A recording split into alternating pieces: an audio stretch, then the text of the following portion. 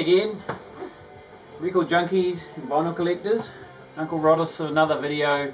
Probably getting enough records coming in to do a weekly update, which is just about what I've been doing for the last few weeks. So I've had several come in the mail this month and this week, and yesterday I was in the city buying a new car and I popped into the record shop, of course, as you do. Being New Zealand Music Month still, of course, for the whole of May, I was perusing the record bins, the New Zealand record bins again, to see if anything had come in since last week, cleaning out all of the ones that I had. And I did find a couple which possibly I either missed last week or have come in since then, or I have discovered since last week from perusing on the internet and stuff. So information, of course, comes to us all the time. So we'll start with the, seeing as I've mentioned that, I'll start with the shop ones.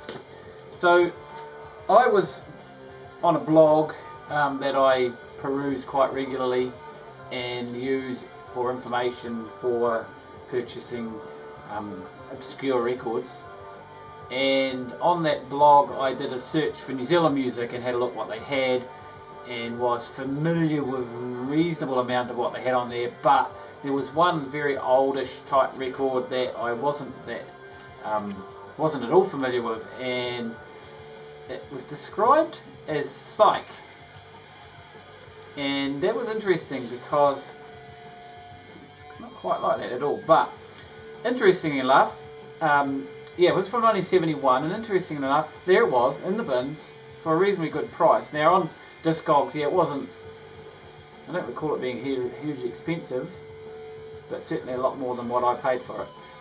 So this is the album from 1971. So it was recorded and released here in New Zealand. It's a self-released album, and I'm assuming because there's not a lot of information on this on the sleeve. I mean, there's no record label, there's no ooh, yep, there's BN01 is the only number that's on it, but there's absolutely nothing at all on it. It's actually, the Benediction Moon is the name of the album, and yeah, as I said, it's self-released. There's no record label per se. As you can see, it's just a plain green label with the name of the album on it. Looking at Discogs, it's actually supposedly a compilation album, which it didn't mention on the blog site, of a bunch of people, none of who I would know. But I'll tell you what it is, actually. It actually is a Hare Krishna record, would you believe? Well, I guess the pictures on the front would actually suggest that. And yeah, I had to listen to it. It was a little bit scratched looking, but it cleaned up really well in the VPI cleaner, so and played pretty well, so that's cool. I didn't mind it. The second side was one big long Hare Krishna chant, which, you know, we all know from all the ones that wander around the streets and do the chanting, although I don't go into the city too much. I haven't seen that much of them, I guess, nowadays, although we haven't got much of a city left anyway, have we? So yeah, that was an interesting find. No, it's not something I'm going to play a hell of a lot, but I did quite like side one. Folky psych would be a more, and world music would be a more apt description, I guess. So yeah. Anyway, then last week I showed a couple of Braille Records albums from the 80s, late 80s. Braille was a record label, probably only released a dozen or so records, I think, or 20 or so records back in its day. Offbeat sort of jazz stuff. And I showed a Primitive Art Group record and a 6 Volts record. Well, I found this. Now, I wasn't familiar with it, but it's got David Donaldson and Anthony Donaldson, who are both in, I think, both of those bands I just mentioned. So, and it was also, this was the second ever release on Braille Records. The first release was actually another Primitive Art Group record, which I don't have yet, but I'll keep an eye out for it. But yeah, so this is the three guys, just on black vinyl.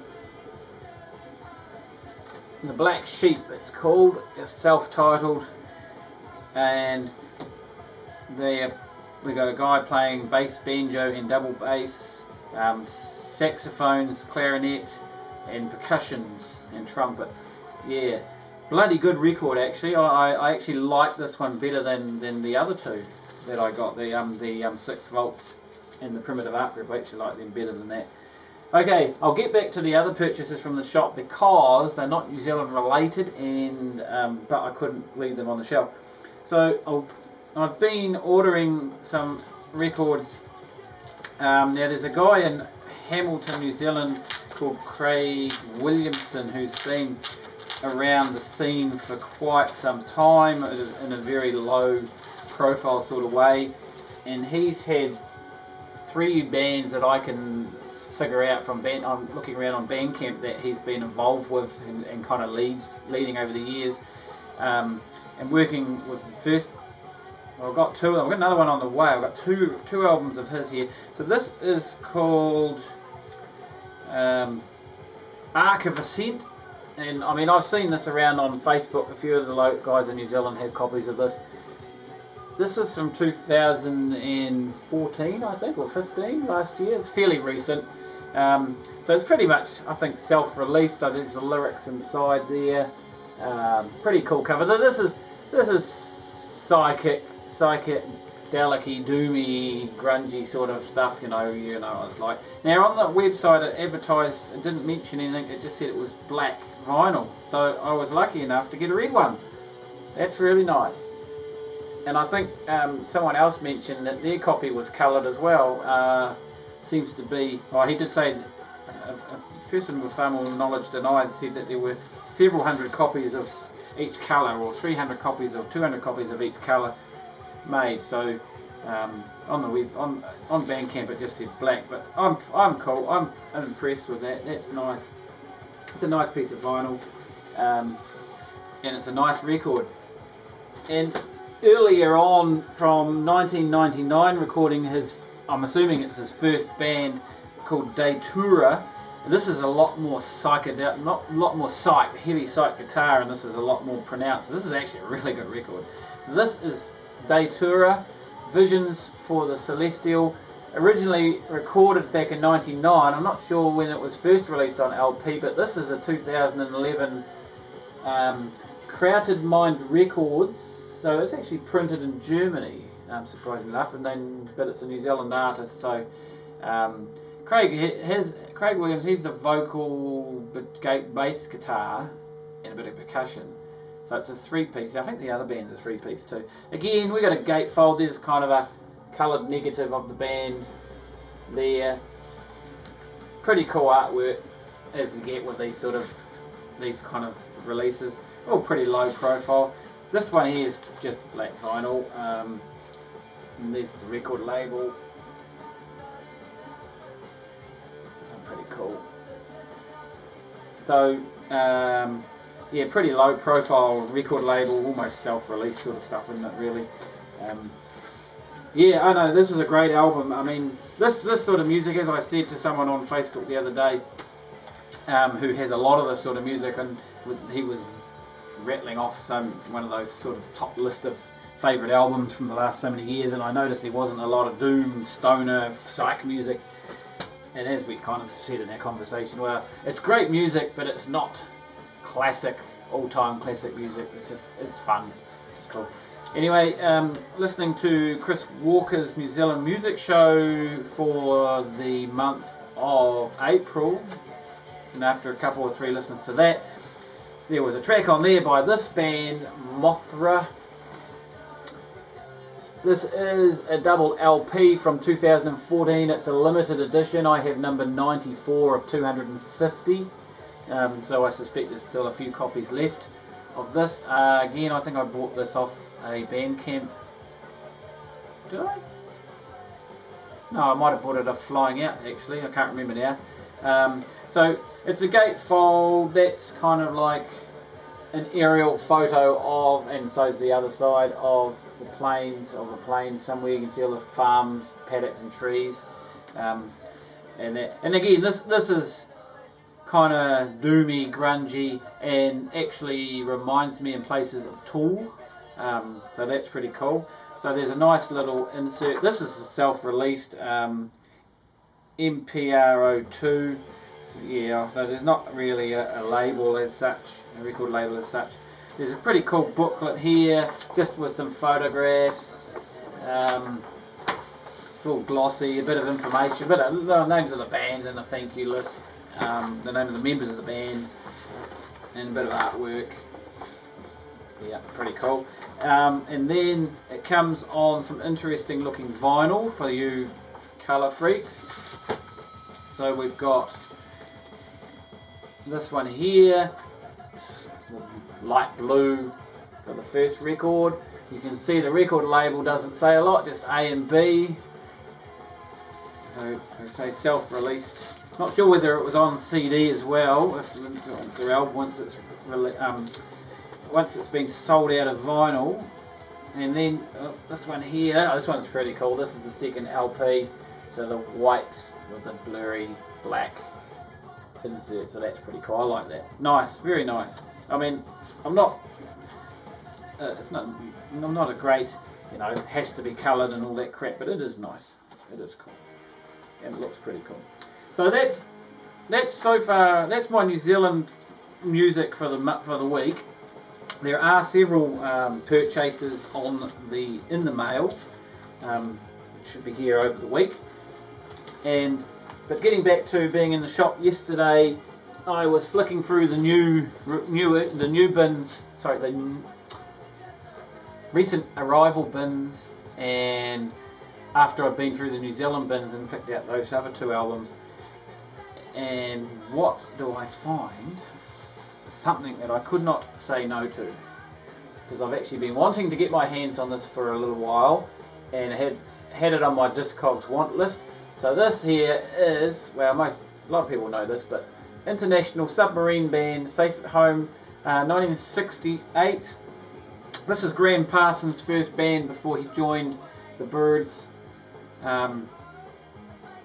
Joined the Byrds first and then the Burrito Brothers, or was it the Burrito Brothers and then the Byrds? I think it might be the Burrito Brothers. The Burrito Brothers were a pretty cool band, you know, country rock.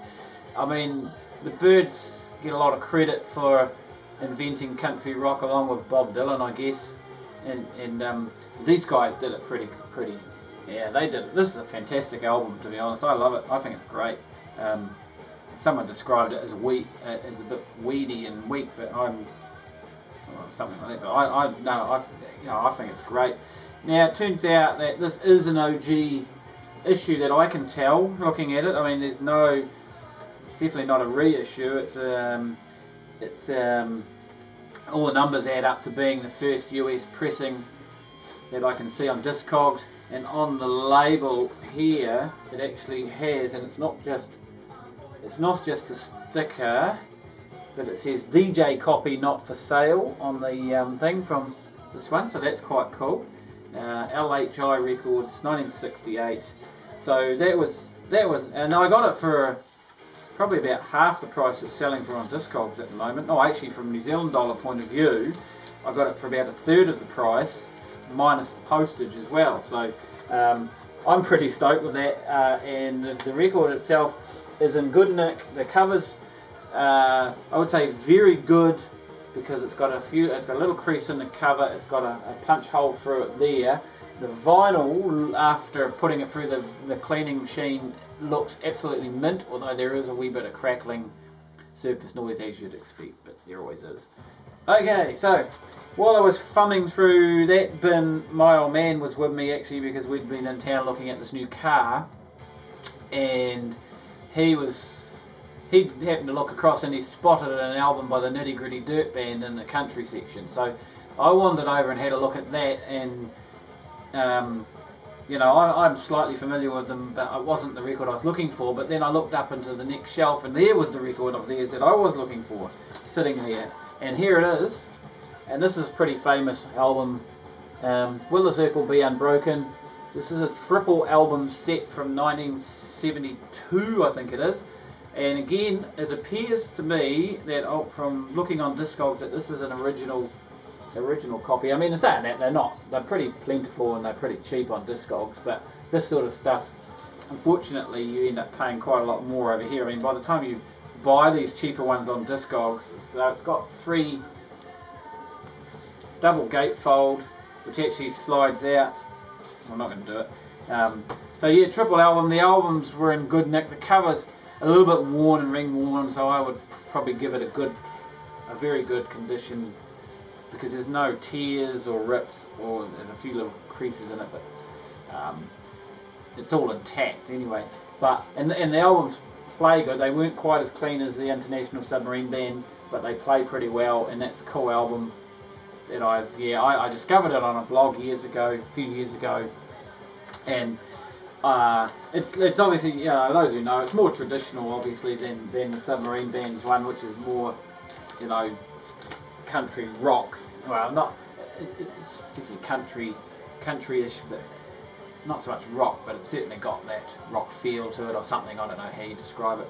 So again, that was something I couldn't leave on the shelf, and the price wasn't too bad for a triple album. Second-hand triple album, like I say, again, you know, the cost of actually sending something like that off Discogs, I did see it on Discogs for, I don't know, $7 US or $8 US, but you know, by the time you take in the exchange rate and the postage, you're going to be paying almost what I paid for it anyway. So yeah, I don't know how many copies turn up around here, but that's the first time I've seen it. So I'm rapt to have those. I'm really rapt. Yeah, so that was a little bit naughty because it is New Zealand Music Month, and I nearly forgot, as I usually do, because it's behind me. But this one here, I'm not sure if I showed this because I think it's just turned up this week as well. The Transistors. This is a band. This is on Arch Hill Records from 2013. This is a New Zealand band who I saw playing live, supporting the Buzzcocks here a couple of months ago, and I was quite impressed with them. I think so. This was their last album. Young fellas from actually just up the road from me here, and they were up from Rangiora. It's, as you can hear, it's kind of punky,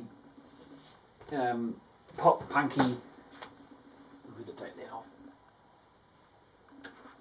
Post pop punk, yeah, pretty full on music, and so they're cool, and they were really nice live. I really enjoyed them. Quite, yeah, like I say, pretty catchy and up tempo, and that, and they did a good job, and they actually. The crowd got into them, and they played really well, and they had a good sound. Actually, they sounded better than the Buzzcocks did, because the volume went up incredibly with the Buzzcocks, and you couldn't hear a thing they said or hardly make out the lyrics, and it was very distorted, you know, because they just pushed it to the limits, which is just, you know, there's really no need for it. The Transistors sound wasn't quite obviously as loud, and so it was cleaner and clearer, and I enjoyed it. I enjoyed that part of it a lot more than the Buzzcocks. The Buzzcocks were still pretty fantastic to see live, and that really did enjoy it. So, anyway, so that's my lot. So as I said, I've got a bunch more coming in the post this week. All New Zealand music. Got a couple of CDs because I couldn't find anything on vinyl that I wanted to get. So of these particular bands, so they'll be arriving hopefully later in the week, and I've got another one from our man Craig Williams coming, because his third band, the newest release from that band, which I'll tell you about next time, which was released before the Ark of Ascent one, but still fairly recent. So anyway, that's me again for another week, so I hope you're all well, and we'll see you again.